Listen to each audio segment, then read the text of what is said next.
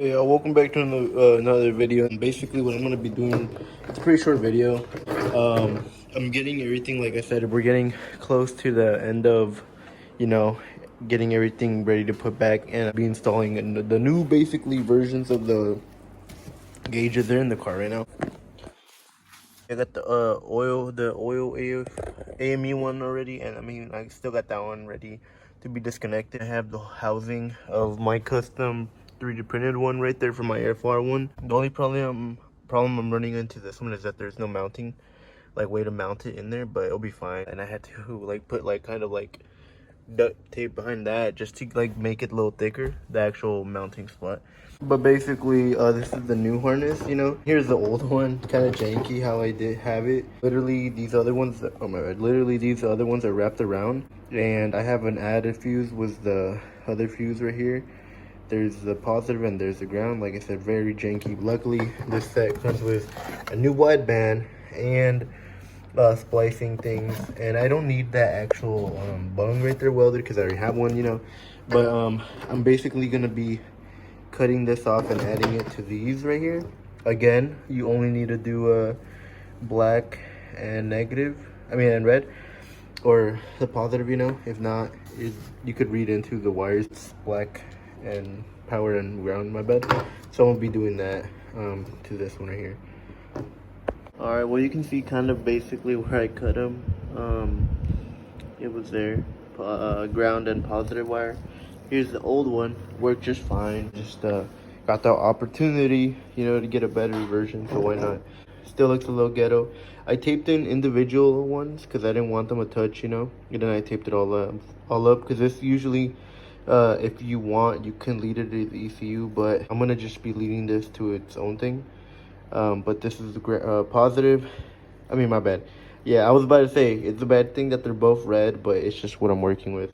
Ground, you know, ground, and then power from, I'm pretty sure it's ignition. I forgot. I'm gonna double check right now, but yeah, this is basically the harness that gives it power. All right, and you can see this is basically the power one. I do have ground right there and the add a fuse right there. This is actually the radio one.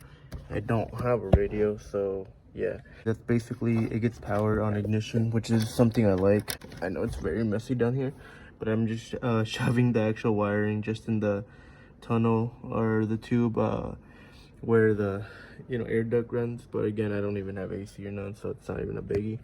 But yeah, that's basically that. And here actually is the other harness. This goes to the wideband. That's gonna be basically this wire again, because this is the one that runs to the wideband. But I'm gonna be putting a completely new one. So there's that. Oh, again, very messy. But again, just want to show you how I had my old one set up. Really, the old one was just a mechanical one. Electricity was for the lighting.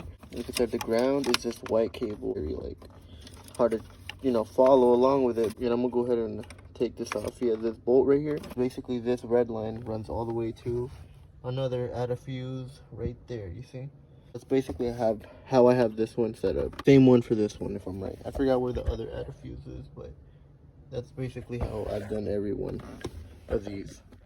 All right, moving on to the next harness. I was telling you, pretty simple. This one actually, I just had it to ignition on just a fuse. Didn't even have it add a fuse. I'm gonna get the add a fuse tomorrow, but I'm gonna go ahead and still do the wiring, like connected to this one again. Black and red. Other ones, if you have the ECU, you could do that, but I'm gonna be going with my black and red ones. I'm gonna be cutting these right here and connecting them. And here we are again, but ground, and then power, and then of course these other ones have been taped off again. But basically this harness is ready to go too. Now low-key, my homie's the fucking goat just because of this reason right here. The last AFR gauge I got didn't come with this, and it was fine. I had to buy it, right? But he never opened any of these, so I have the actual wideband sensor, like brand new, and oil pressure sensor, brand new. This is what connects to that down there. And like I said, this hasn't even been opened. This is the part that connects back there, and it runs all through in here. And I usually run it through the AC duct and then run it through all the way down there. He is the fucking goat because all this is basically ready to go, and it hasn't been used. So, you know, gotta give him a shout out for that. I won't be doing that today, but I will get that done. Or just cut probably to when I'm doing it because I have it all covered up, and I'm waiting for it to cure so then I could finish the paint and then start working underneath it.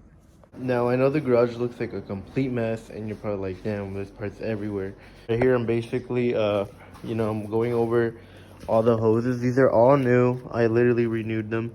Putting in, I don't know if you can see, a PCV valve, and the one this hose that runs to the intake manifold is old, so I'm gonna get this changed. Cleaning the actual radiator shroud. Like I said, I'm gonna cut this. It is also new, but I'm gonna cut this to shorten it down just to give it more of a tuck look. But yeah, everything, it's funny because this is literally all the coolant lines I have. Just these 3 that I run now. Everything else is bunged off or it's tucked, you know. Color, kind of, you see I'm going literally all out on everything. So far everything's good, still letting everything dry. This is that cable I was talking about though, that runs all the way down there. I'm gonna be taking that one out and replacing everything. You can see basically I'm even painted up here, and I'm waiting for everything to dry because I'm still gonna sand it down. Once everything's ready, gonna hit it with a 2K clear. It has a hardener, so I have to use it after 48 hours, but this is where I'm at with that. I'm trusting the process on it, honestly. I've really been doing a good job at keeping y'all updated, but I'm going with a S2, I can't even talk, with an S2K fucking clutch master cylinder, and I already got the spacer, but it's an eBay brand, but just the billet spacer, because that's what you need whenever you start using this one. And of course it tucks it again, because I'm trying to go with a complete tuck. And then here's all the other stuff, you know, hardware. I'm going with new hardware gasket. And here's all the brake lines that I'm gonna redo, chase base, clutch lines and everything. Getting ready to do everything. I think in the last part of the video I did last time, I flared it over here. So yeah, it's already ready to go. I'm just waiting for this paint to cure. Thank y'all for watching.